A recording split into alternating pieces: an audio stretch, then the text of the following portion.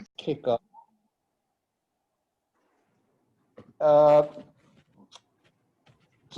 Good morning. I'm Tim Stainton. I'm the co-director of the Canadian Institute for Inclusion and Citizenship at University of British Columbia here in beautiful British Columbia, Canada.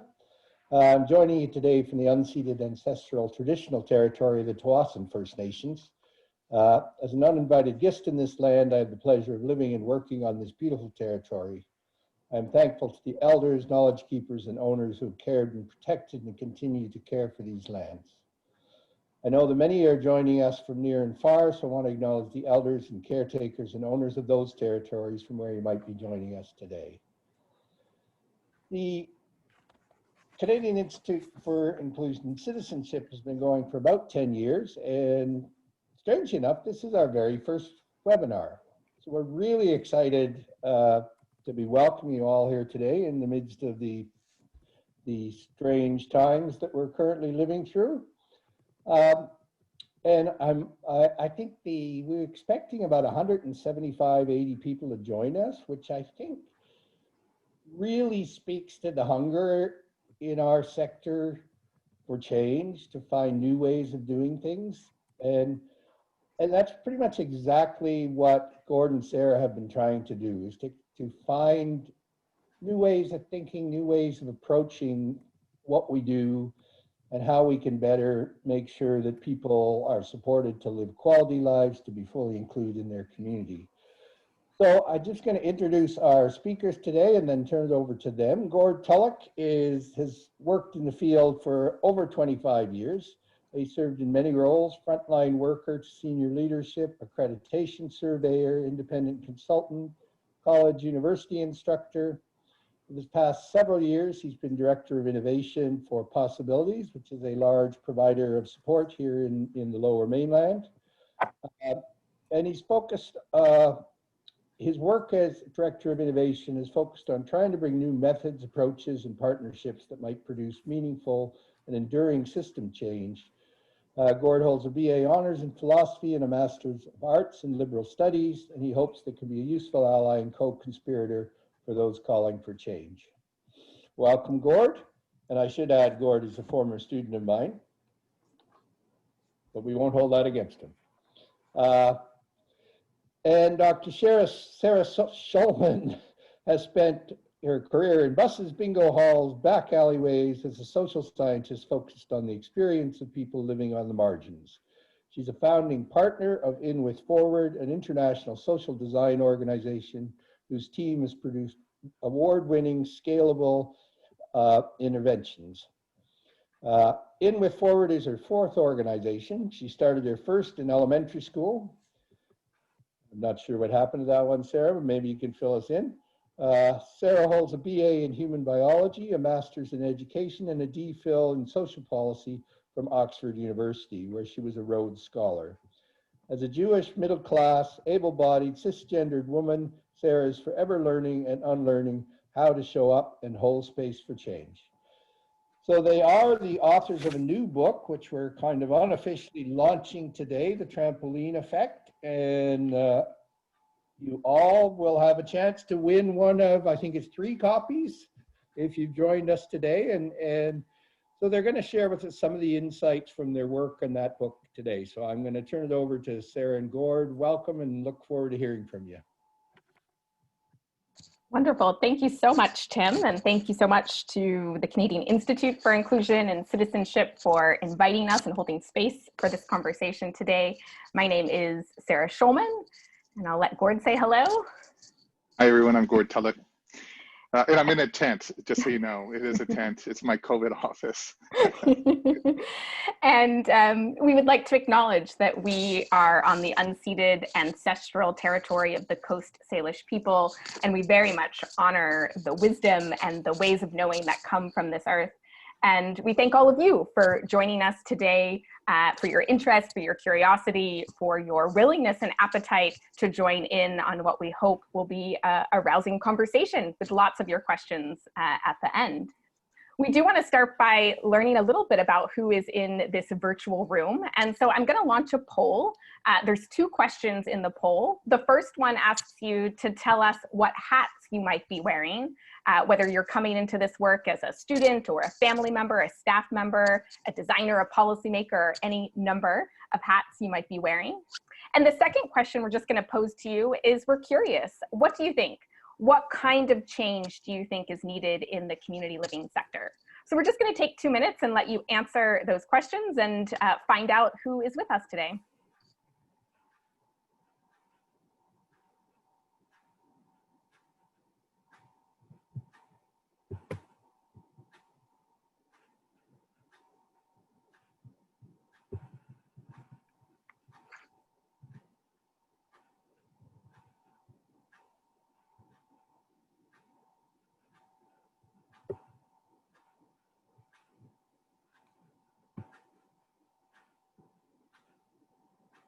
It is like watching the election. There's 63 of 99 votes.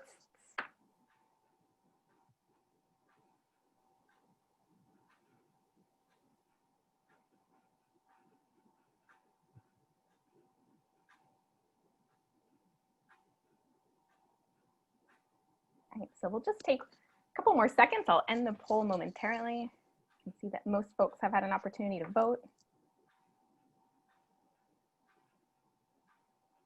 All right, so I'll share the results with folks. Hopefully you can see that. So we've got a real mix of folks. We've got about 13 folks who identify as a family member, 2 folks that identify as self-advocates. Welcome. We've got some students. We've got frontline staff. Managers have won the poll with 43% of the folks on this call identify as a manager in the social services space. We've got folks who are leaders. We've got some policymakers, some designers, and a smattering of other. So thank you, great. And then the second question, what do you think? What's needed in the community living sector? The clear winner was 70% was to transform it. 35% say improve it. 11% say dismantle it. And we've got a few that aren't quite sure. So thanks so much. And we're gonna dive into talking about what kind of change do we think is necessary in the sector. So I'll just share my screen and we'll get going.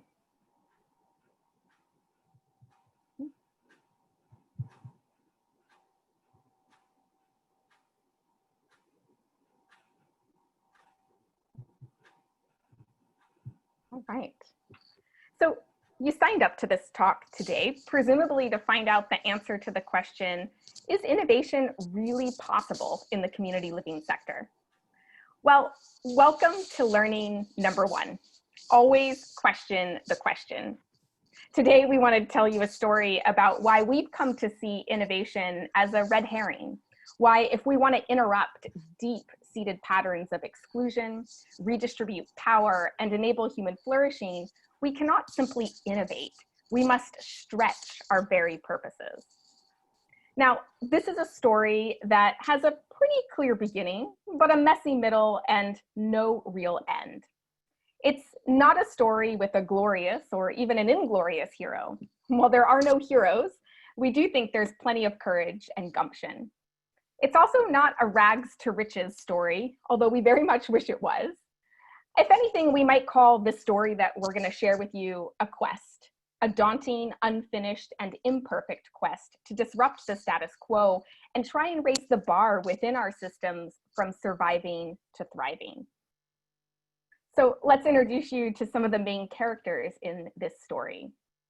They include a group of chief executives and a director of innovation, Gord, about 10 years shy of retirement, coming from 3 different organizations, Possibilities, Kinsight, and Burnaby Association for Community Inclusion, who we've come to call the Degrees of Change agencies. There's a quirky international team of designers and social science types. There's about 50 frontline staff and managers who signed up to uncertainty and change. And some of you are in this virtual room today, and we thank you for your contribution and for coming along for the ride.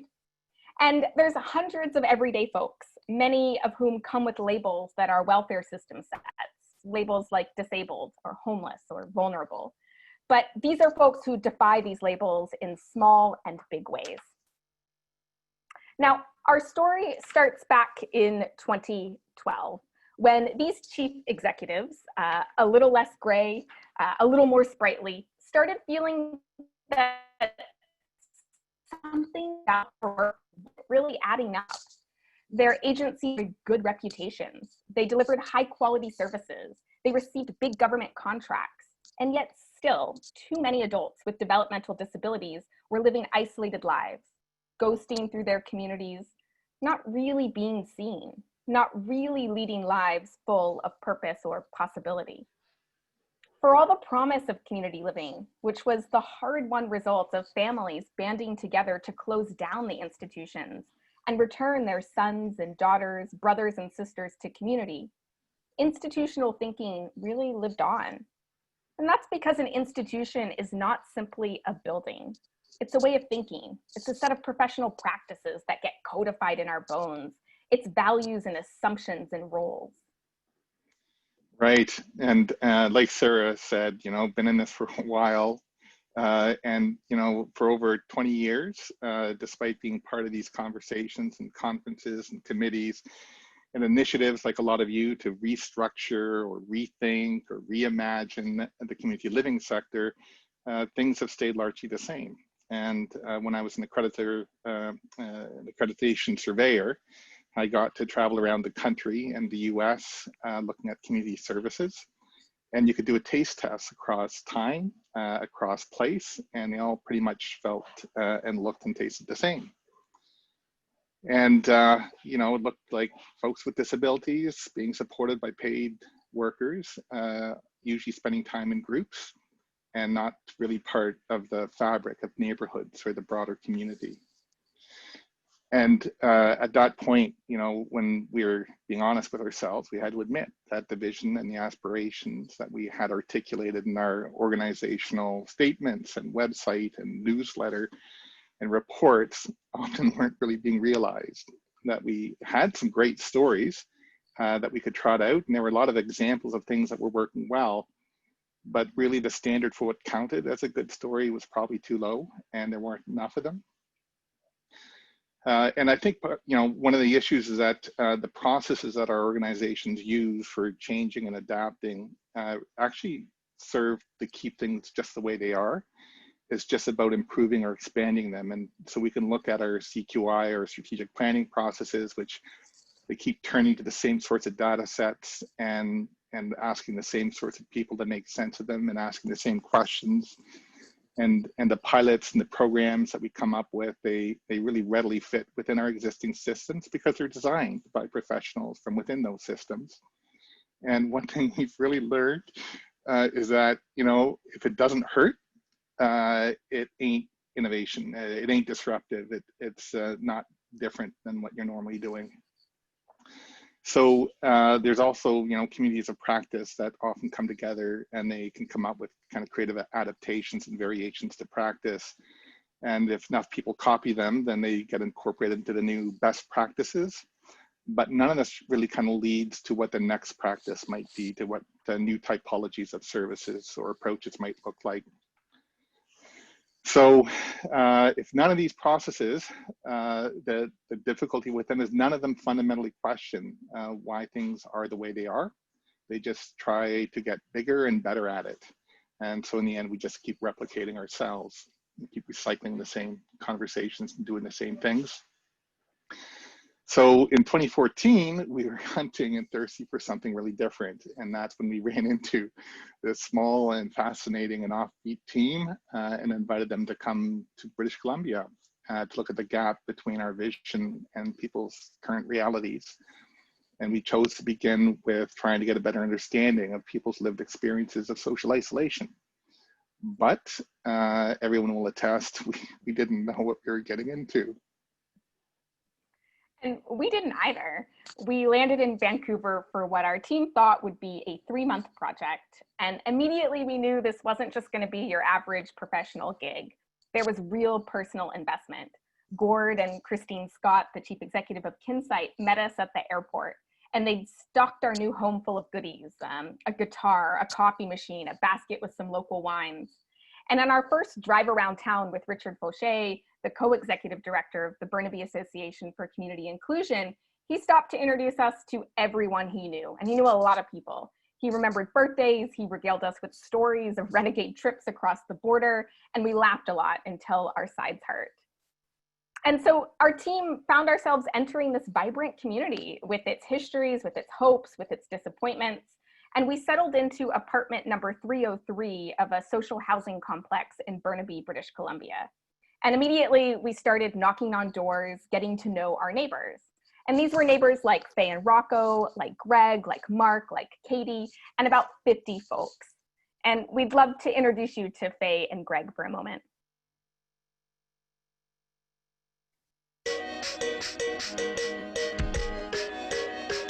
My name is Faye, and this is my beautiful dog, Rocco. My name is Greg. I've lived at Stripe Place for 3 to 4 years. The rent is really low. The elevator is very cross from me. I can't think of anything else. Oh, and I'm allowed to have cats too. I got 2 cats, 2 gorgeous cats, Bubbles and Frisky. My favorite year was Expo 86 because I worked for 6 months and there was a floating McDonald's there. There was different people from different countries. I was there for 12, 13 hours a day. When I got home, they said, Greg, people have been phoning you, and I keep telling them that Greg's at Expo 86. He's not home. He's having a good time.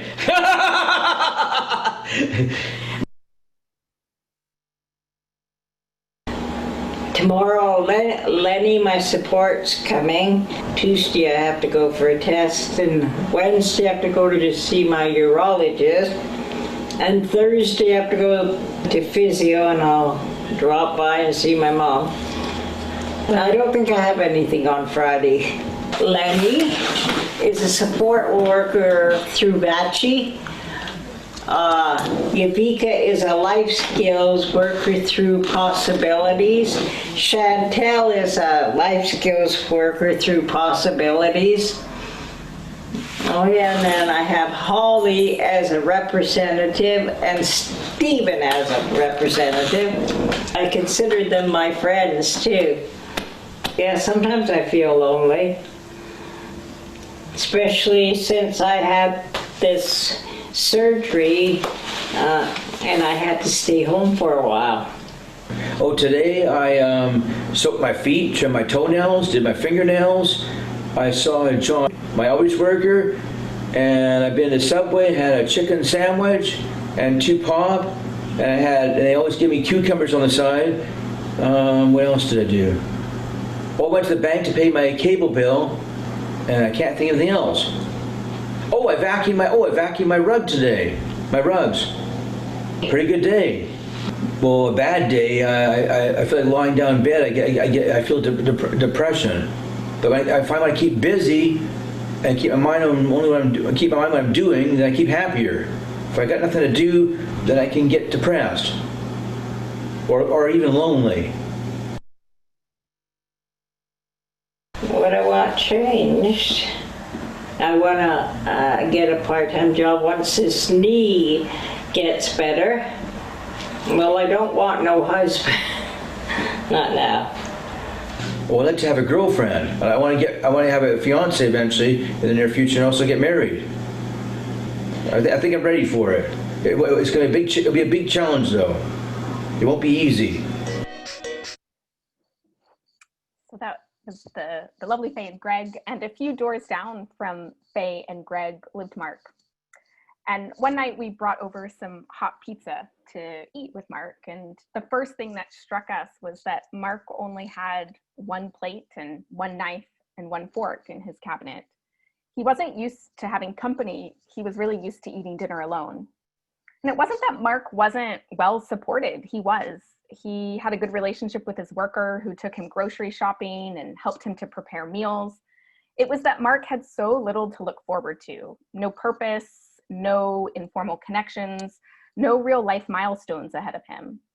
After graduating high school, Mark ended up in a day program where he did mostly the same things on repeat, even learning to make the same spaghetti dish over and over again.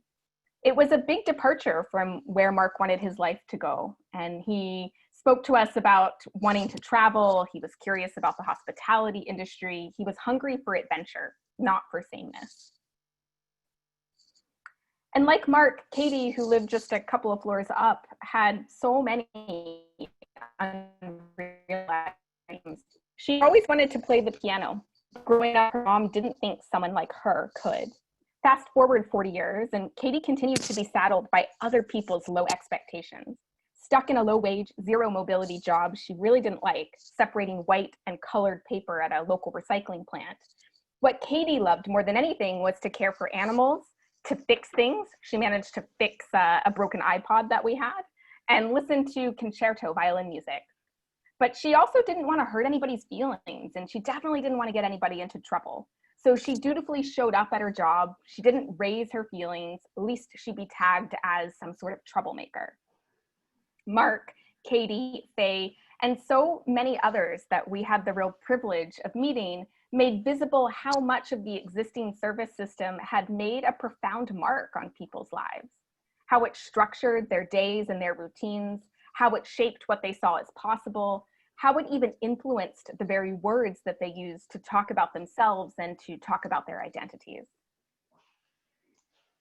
Yeah, and I still remember that that moment because we were seated around a table in the amenities room of the social housing complex where Inwood Ford was living, and they were sharing these stories.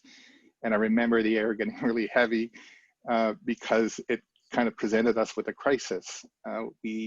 We could say this is just a one-off and try and explain it away maybe about particular circumstances, or we could talk about some of the other stories that we've got and say we have this though, you know, or we could say, yeah, you know, this is really unfortunate. It's a byproduct of this deficit-based system, but what are you going to do? Or we could blame Inwood Forward for being biased against our systems and our organizations, which we had done in several times, and saying that they were just looking for this sort of thing. Or we could say, oh my God, you know, like what have we done here? And how have we come to harm the people that we're trying to support? And so, you know, at that point, it wasn't like the CEO or director of innovation question. It became this deeply personal one. And I think, as we all probably know, that, you know, the danger sometimes of a professional role is that we're asked to set aside ourselves, set aside our personal values or beliefs to perform the values or the roles of our profession. And when that happens, we just become extensions of the system. We become just sort of vessels rather than real actors. And we're legitimating it and we're perpetuating it. And I'm not saying, you know, like that's necessarily good or bad. I'm just saying that you should know that that's what's happening and that it's dangerous. One of the reasons is because it's based on a very limited relationship, you know, a professional, a staff person to a client or an individual or a person served, you know, insert whatever language your organization uses. But we're more than that. And so are the people we work with.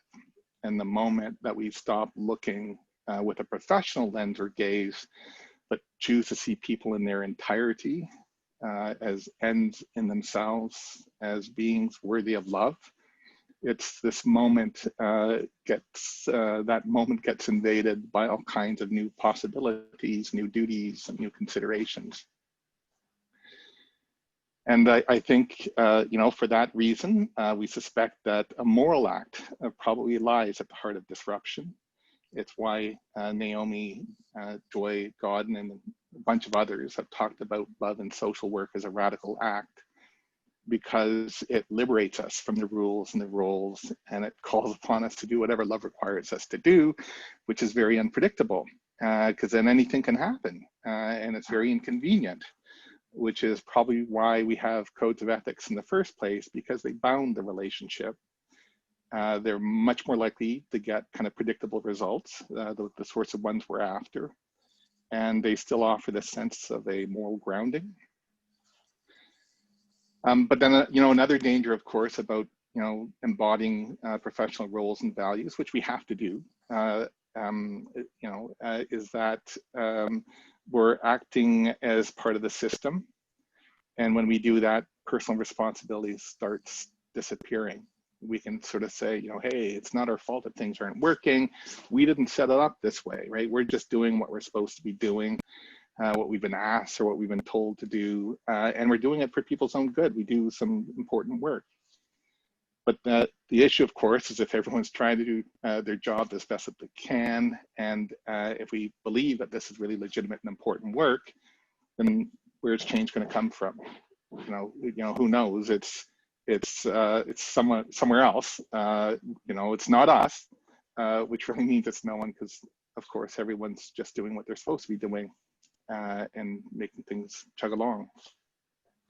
So the stories we were hearing about Mark and Katie and the others, it wasn't just about our systems or professions letting people down. We really felt this deep complicity and felt that we were personally letting people down. And because we were complicit in those systems and architects even, it renewed the sense of urgency that we had to do something about that. So it was more than just being good at our jobs, getting better at our jobs. It was about the sort of being we wanted to be in the world. And that, of course, right, the selves that we become depends on large part on the selves that we allow others to become. Yeah, I mean, looking back, this conversation in the amenities room and many of the chats that followed, they were the pivotal moments. They set the ground, not just for innovation, but really for the possibility of disruptive action. You see, where innovation is all about producing new things, disruption is all about new thinking. The goal of innovation is to make things better or faster or easier, which leaves too many basic premises untouched. And that can be dangerous because it doesn't ask fundamental questions about who innovation is for, who it helps, who it hurts, who it isn't for, how it concentrates power and authority. I mean, just think about Facebook or Twitter. Creating the space to fundamentally rethink, to redesign or repurpose not just what we do, but why we do it and who is in control, that's really the precondition for equitable systems change. And wow, does it take some real vulnerability and courage. You know, after 15 years of working in 5 different countries, I can count literally on one hand the number of leaders who have demonstrated that vulnerability and that courage. And so they've helped us to identify these 3 leadership qualities, which we see as now essential for disruption. 1, an acknowledgement that the status quo is not only insufficient, but at times it's harmful. It limits people's possibilities, agency, and autonomy. It keeps them distracted and occupied at the expense of growing and learning and living. And it too often fosters shame and stigma. 2, an admission of your complicity, of your vested interest in sustaining the status quo. And 3, a recognition that we can't use the same old data and the same old ways of knowing and doing to reinvent the status quo. We can't use the surveys and the consultations and the pilots and the quality service improvement. Because as the great Audre Lorde so poignantly reminds us, you cannot dismantle the master's house with the same tools that built it. And yet, even with these 3 leadership qualities in place, status quo thinking and practice would prove mighty hard to displace. Our first attempt was called the 5th Space, and I think I saw Sherry Crane on the call, so hi Sherry. And it was inspired by Google's 20% time. We thought, what if staff of community living organizations from all levels of the hierarchy had 20% of their weeks dedicated to co-creating the future state, alongside folks with disabilities and families and community? What if staff could step away from the demands of service delivery to research, to co-design, to make and test and spread alternative models of support? Rather than start with the agendas of the service system, we would start by looking and listening to the people who have been marginalized by that service system. And rather than linear project plans and accountabilities that flowed up the hierarchy, we would work in these kind of fast, quick-paced, iterative learning loops with accountabilities that flowed down to people. Now, alongside 5th Space, we wanted to create what the systems change literature calls a bright spot, a living and breathing example of what that future state might look like. And so drawing on insights from folks like Mark and Katie and Faye and Rocco, we co-developed Kudos, a platform that could connect people with and without disabilities to these splendid learning moments, where the relational basis wasn't one of charity or paid help, but of reciprocity and mutuality, where interests and passions and our desires and aspirations, not things like behavioral or person-centered plans, drove interactions with one another. Recognizing that too many folks with disabilities were stuck in these system-driven routines devoid of meaningful opportunities for growth and development, and that too many community members, like Lisa here, lacked meaningful opportunities to engage across the neurodiversity spectrum. We sought to simultaneously shift individual and community narratives. But first, we just had to reach out to staff, to individuals, to families, to community members. And so that's how we found ourselves driving Breaking Bad, the RV, around town in the middle of a miserably rainy winter, making homemade pizza, recruiting staff in group homes and day programs, and talking to people with and without disabilities about all their curiosities and some of what made them tick. Over 6 months, 20 folks with and without disabilities helped test the very first version of Kudos, while 30 staff from the 3 Degrees of Change agencies journeyed through the fifth space. And every Tuesday, we'd gather in this big room that we decked out as a design studio, complete with Lego and a brainstorming tent, to practice bottom-up problem solving. You know, at the end of those pretty exhilarating and very exhausting 6 months, we had this fledgling learning platform, Kudos, but it chafed with pretty much every aspect of the service system. It chafed with scheduling, with health and safety protocols, with the way in which we usually think about volunteers and volunteer management. And the 30 staff had returned to their everyday roles, but many couldn't find a way to incorporate their learning. You know, rather than be able to bring these kind of ethnographic and design methods into their repertoires, when we'd go to observe them, they'd fallen back on many of the usual things like surveys and long meetings. And so we started to ask ourselves, maybe the durability of the status quo isn't a skills challenge so much as a culture challenge. Maybe our systems are just too cluttered with routines and expectations that are focused on compliance and conformity. And of course, this makes sense because you know, systems are set up to do what they're supposed to do. That's why we set them up in the first place.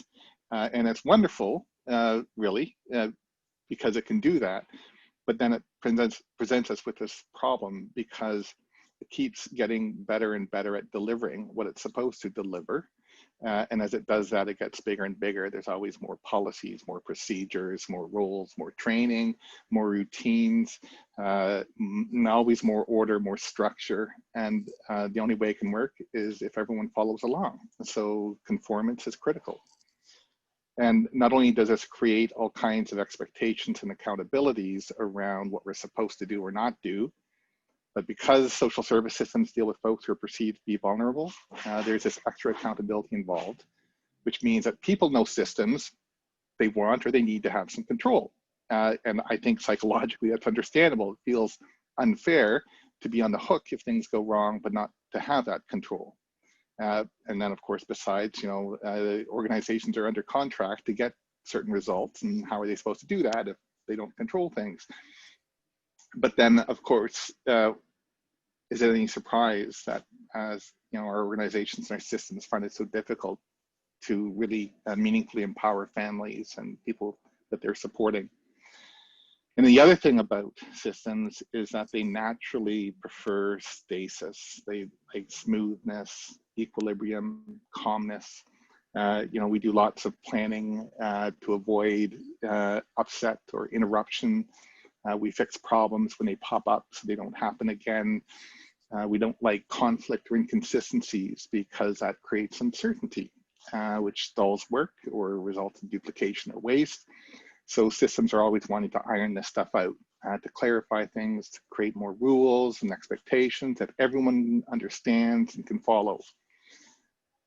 But if systems naturally prefer stability, how do you build something inside of it like a process or a role or something that can actually meaningfully champion instability. And so we started to wonder, what mechanism might we create to flirt with destabilization and disruption?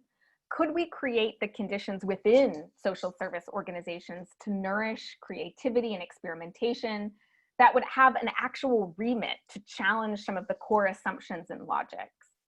Well, this was the hypothesis that we set out to test with grounded space, which was inspired by some of the iconic research and development institutions like Bell Labs, where research and development infrastructure is a recognizable and resourced part of the private sector. There's just no equivalent in the social sector. There's no dedicated dollars or structures or roles or methods that are oriented around inventing next practice, not just instilling current best practice. So unlike FitSpace, which was more of a professional development exercise focused on skill building, with grounded space, we would try and embed a set of roles and structures and methods. Over the course of the year, we worked with 4 social service organizations, including the 3 Degrees of Change agencies, to set up teams of embedded researchers and support leadership and management to foster a culture of experimentation. And that's a culture that celebrates learning rather than compliance, that sees community as full of opportunity rather than full of threats, and that authorizes explicitly risk-taking rather than risk mitigation. Only what we found is what emerged from these embedded research teams weren't so much path-breaking ideas as variants of what already existed: better staff training, improved back-end systems, new kinds of programming.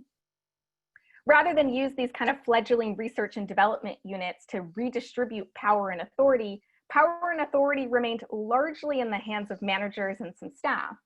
And individuals, families, and community were still mostly on the sidelines. We couldn't quite figure out how to bring them really in.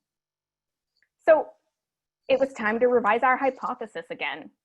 Perhaps disruption wasn't so much about shifting organizational cultures as it was about shifting organizational boundaries. If we wanted a new model of practice premised on different values and logics, we needed to rethink the very role of our social service providers, not just as deliverers of service, even innovative services, but more as catalysts. How might they help to facilitate community-led change? Looking back, it wasn't that grounded space or FitSpace had flopped. Out of them came 8 prototypes of new practice. So alongside Kudos, this includes models like Real Talk, which normalizes and facilitates conversations around sex, love, dating, and relationships, and Meraki, a subscription box service that's designed to bring novelty right to your doorstep. And all of these things have received funding from foundations and from governments, and they continue to exist and grow today. But it's just that these prototypes weren't enough to overcome the stickiness of the system. We found we didn't just need new models of practice, we needed a new coalition of people. We needed to invite our neighbors and bus drivers, postal workers, retirees, hairdressers, business owners, artists, designers, all of us, to engage across lines of difference and build meaningful relationships. We needed to rewrite the scripts for how we interact and renegotiate some of our mutual responsibilities. And we really needed to challenge the logic that care and support are the sole duty of social service organizations and government. And to do that, we needed to move away from the center of organizations and more to the periphery, rather than embedding ourselves so squarely on the inside. So returning to that question, that's the title of this talk, is it possible to innovate in the community living sector? We hope that you can see that the answer is yes. Yes, we can upskill staff in some new methods. Yes, we can introduce new products and services. And yet, still, our systems can remain relatively unchanged. Their focus remains the same: on health and safety, on servicing basic needs, on averting crisis, on managing scarce resources. And that's because new skills and products and services by themselves really don't address the system's need for order, for conformance, for accountability, for efficiency. Right. And as we talked about earlier, how systems don't like inconsistencies and want to iron them out because it creates these moments of uncertainty and paralysis. You know, who's right? What are we supposed to do? My manager told me to do it one way, and another manager is telling me to do it a different way. What am I supposed to do? Which way is it? That sort of inconsistency and that discomfort is especially true when it comes to conflict around values or purposes, because now we're getting to the core of our purpose, the core of the work. And it's much different than just clarifying or interpreting some procedures.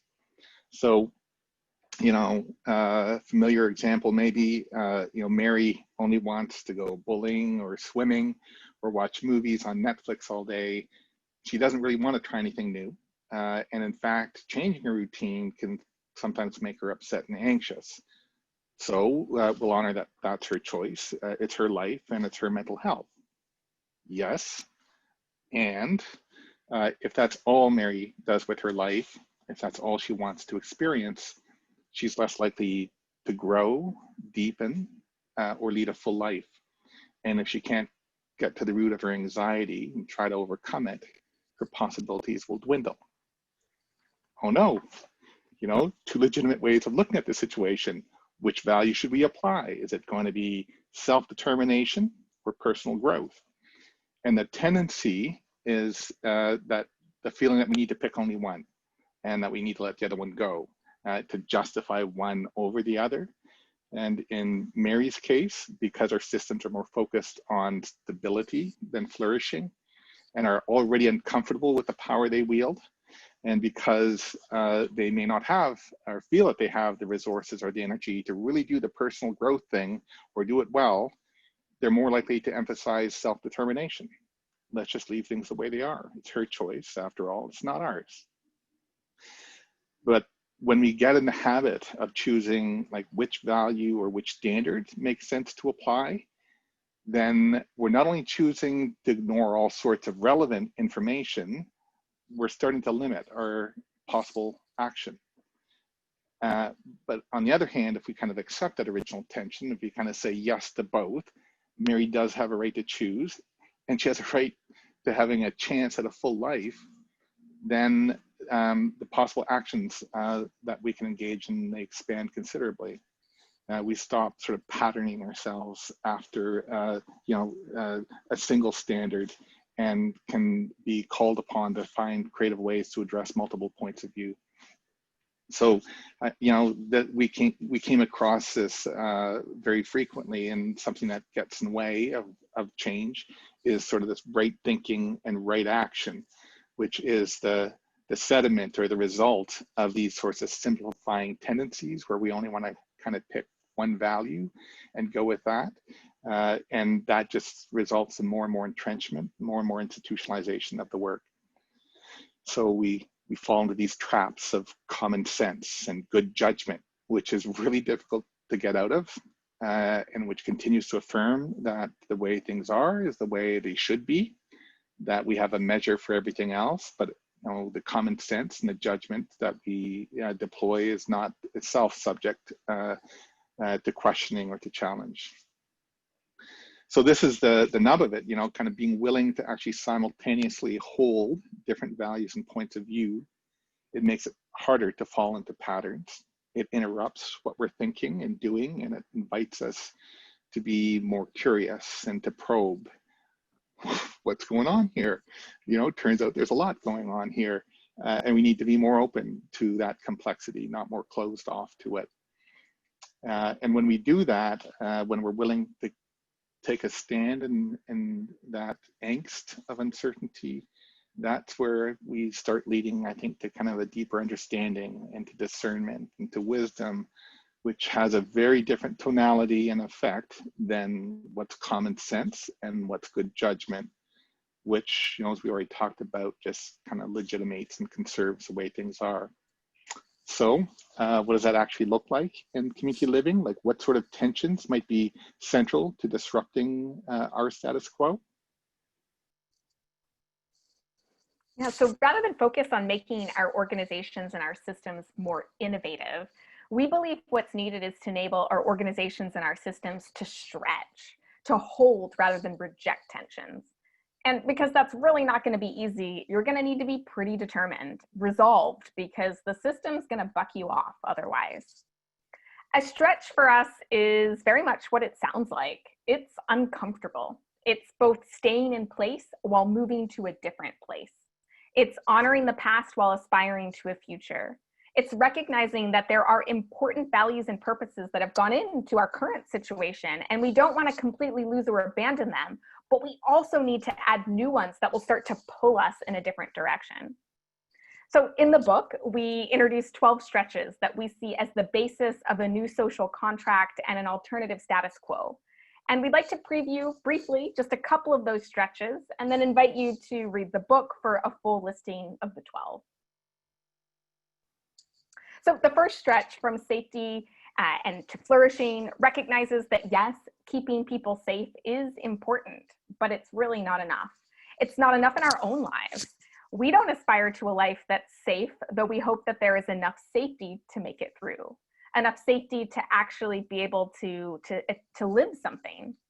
We aspire to full lives, lives where we really participate in the human project. And that means experiencing as much as we can. Except that too often the folks that we support are stuck with the same limited experiences over and over again. And, you know, living a full life, that does mean getting hurt. It does mean falling down, but it also means rising back up. And safety shouldn't provide the horizon of our aspirations, but just be the grounds for having a horizon. If we really want people to flourish, to lead those good and full lives, then we have to include that in our core purposes. Once we've gotten to safety, then what? And the second stretch is body to soul. And this is because too often social services, including community living, we focus on the basic needs, things like shelter and food and clothing and safety and coping and so on. And it's important because basic needs make it possible to be alive and to not spend all our time just trying to survive. But these aren't the levers of a good life. They are the minimum requirements. A good life is about purpose and meaning and hope and love and forgiveness and laughter and creativity and reflection. That's what makes life worth living and what makes change and transformation possible. So, you know, while we need basic needs, it's a mistake to say they are more basic than things like meaning or love. We need them both. And that third stretch, behaviors to identity, you know, much of what we do is focused on behaviors, not only for the people we support, but for employees and staff. We focus on what we can see, on what's visible, on what people are doing or saying. And for the people we support, you know, that looks like helping them to set goals and measuring progress. It looks like teaching skills, and we do that with our staff as well, establishing tasks and sets of practices and training to know that everybody's doing the same thing and they're doing it pretty well. But we also need to look beyond what people say or what they do to how people come to see themselves, to how they conceptualize themselves, to the stories that they hold. Because these stories really carry power. The answer to who am I tells me what is possible or impossible, desirable or undesirable. It's the meaning that animates our behaviors, and it gives birth to new possibilities. When the story of me changes, everything suddenly has the possibility of changing. And so who is helping people to work on that story? You know, all of our collective stories right now have entered a chapter of pretty profound uncertainty. A global pandemic and a long overdue racial reckoning are moving systemic change from being a footnote into the spotlight. But not all change is going to bend the arc towards justice and freedom and love and actualization. And while Gord and I certainly don't hold the answers, we've come to believe that transformation has little to do with the latest innovative methods or technologies, but is much more about our moral sensibilities, about our individual and collective capacity to withstand discomfort and to hold space for a multiplicity of values and truths. You know, the system is not some big, bad entity outside of our control. The system is us, and it's sustained by our ideas, by our words, by our actions. Choosing to reject binaries like old versus new, or safety versus flourishing, or body and basic needs versus soul, That opens up the arena for imagination, for creativity, for learning, and for interdependence. And we think that's the stuff that real sustainable change is made of. So thank you so much for listening today and learning with us. And thank you again to all of our team members and colleagues and partners who may also be on this call. We really welcome and invite you to engage in the book with us, and we're looking forward to hearing some of your thoughts and questions.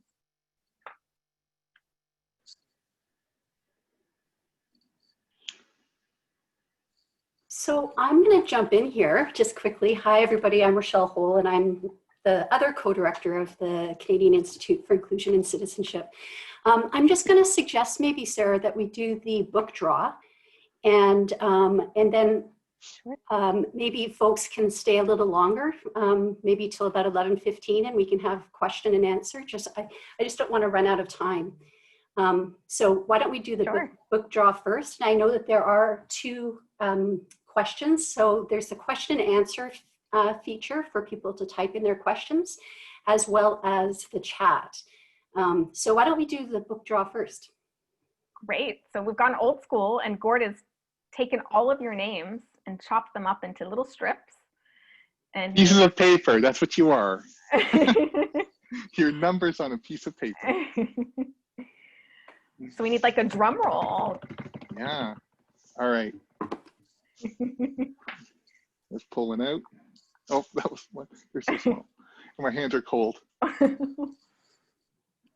Kim Ghostkeeper is one. Great. I'll hold that aside. I think we have people's emails through the event, and so we can just get in touch with people. I've been clutching my hands because they're cold, and so now I'm trying to hold these little pieces of paper, okay? Kristen Barnes. I have a sun hat because I'm hopeful.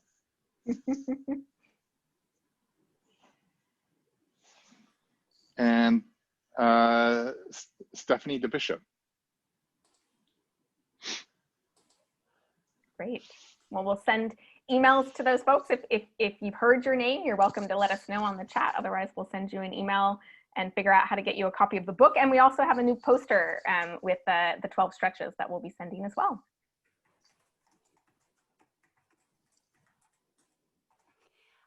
So just before we get into the question and answer, I really want to extend a thank you to all of the participants who attended today. And hopefully we can have some ongoing conversations. I want to let the participants know that we have recorded the session, and so we will make that available through a link on the Institute website. And I've put the website as well as our Twitter handle there in the chat box so that you can follow upcoming events.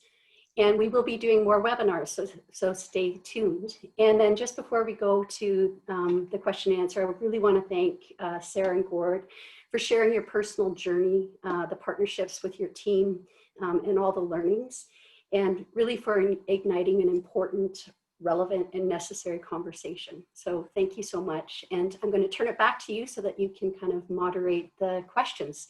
I know there's some in the question and answer as well as the chat. Great. So I see 3 questions in the Q&A. Maybe we'll start with the last one first and go up. So Jeanette asks, given that relationships don't scale, they have to be built one at a time through patience and forbearance. When people in a community cultivate caring relationships and do so repeatedly in ways that get communicated to others, norms are established.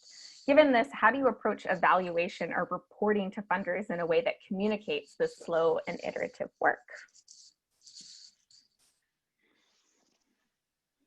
This is, and Sarah and I would love to talk about, I mean, this has been one of the major challenges because, you know, we live in a sector in a time where positivism is, it reigns supreme, and that's really about only those things that are scientifically, you know, verifiable or mathematically verifiable are rational. And so we toss out the rest. So the things that systems count are fundamentally often things that don't really matter, or don't really get underneath. And because we are looking at like a change over 20 years or 10 or 20 years, it's very difficult sort of trace and to be able to systems which have very short-term kind of deliverables. It's been very painful to sort of try and pursue the sorts of change that we're after, which is deeper and more long-term. When systems have different measuring apparatuses and they're much more short-term, much more visible. Yeah. Yeah, I mean, we've tried some things and, you know, lots of it hasn't always worked, but I think measurement's one of the core things that we have attempted to prototype or test over time, because one of our principles with measurement is it can't just feed the system. It needs to be useful to people themselves. And that's part of an active empowerment, is making visible the change that folks are experiencing. And I think that's the core of it, is so much of what we measure isn't about change. It's simply about the numbers of things, the volumes or the outputs. And so trying to put in place something that shows change and shows the many variables of change, that it's not just going to be one thing that creates change. So, you know, we've tried things like we have a database of stories through our work with Kudos, for instance, called Most Significant Change, where we take narratives and we code those against a theory of change that set out some outcomes and some factors that impact that. So continuing to try and measure that stuff and then translate it back into the system. I mean, it's true that by themselves, I think we still haven't gotten systems to look at that data as they don't know how to read that data or to understand that data. But as a complement to many other things, I think that's how you start to push the needle, is you start to show, hey, this stuff is so much richer and gives us so much more insight and intelligence than the bad numbers that you're currently counting and measuring.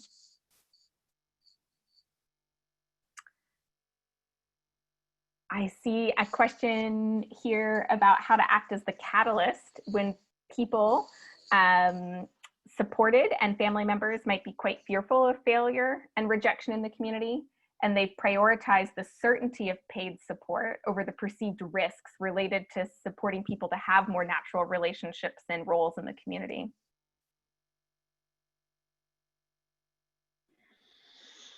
Yeah, this is definitely a challenge, and one of the difficulties too is that the longer I think people are inside of the service envelope, the more they are enculturated by it, and builds a set of expectations and preferences, and it sets up sort of claims and accountabilities and expectations that are very difficult to unstick, because once you have especially a risk mitigation mindset, whether once that starts dominating, or once there's these accountability sort of regimes that get set up and expectations around that sort of thing, it's very difficult to go back into the softer and uncertain space of natural relationships and community and so on.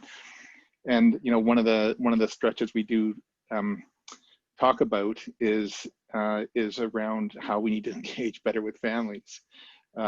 Because and change sort of the reset relationships and change expectations, in large part because families and community are actually they have far more influence around the trajectory of a person's life than our programs and services. And so I mean, that's doesn't get quite at your question, but acknowledging anyways that we need sort of a new kind of dialogue, and there's a really difficult thing though around upseating those historical kinds of cultures and expectations.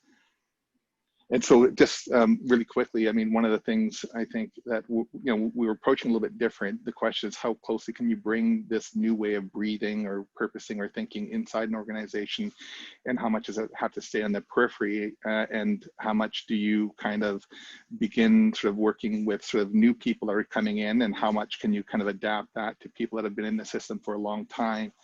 And we're still kind of playing around with that.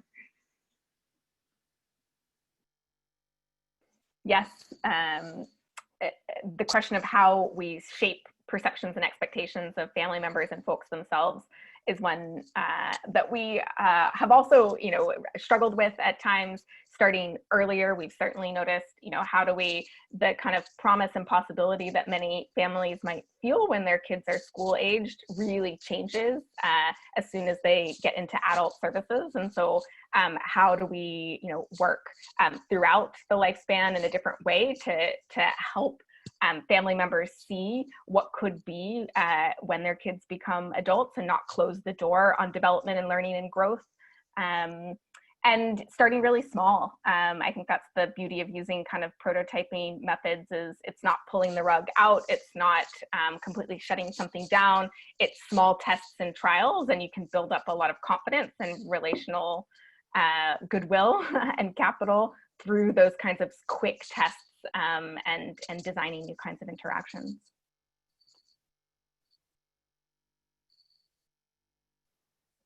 Great. Conscious of the time, I know many folks might need to leave since it's afternoon. If you want to stay, there's one more question, it looks like, at the top, which we can try and answer. It's from Keenan in Ottawa.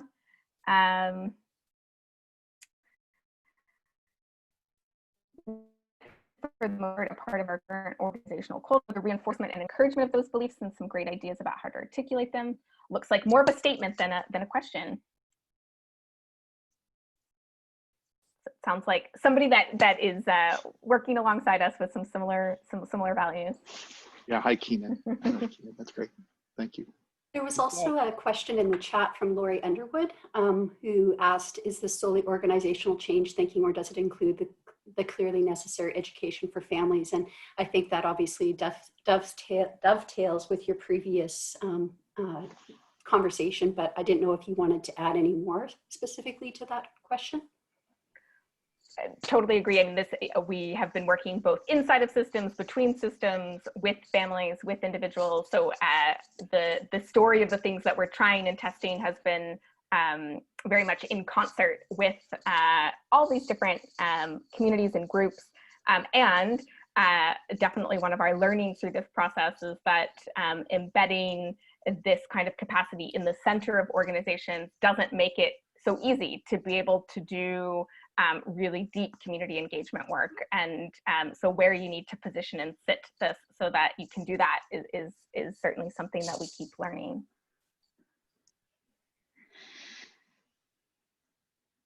Yeah, and you know, what I alluded to, and a little bit before, Lori, is thinking that increasingly we got to get a lot better. I mean, because the unit of focus in most of our organizations and in social services generally is the unit of the individual, but realizing that is going to be far less effective or meaningful than when we start engaging with their circles and look at this in a more of a network-centric way. And I'm not sure specifically kind of what notion of education you think might be needed, certainly, but I think it's, you know, dialogue. And I think it's a presumption as well that organizations haven't figured it out. We're not the solution, and we don't have the solution. We're just trying to get there, and we need to, you know, the help of families to figure that out. So some reciprocity and exchange and honesty and that sort of thing, I think, for sure.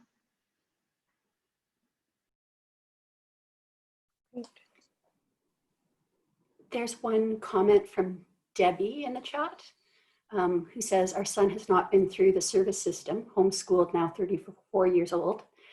I found that we have naturally sought a balance between self-determination and personal growth. Personal growth and a more adventurous life was best accomplished with friends, and the friend situation is best found in a service system.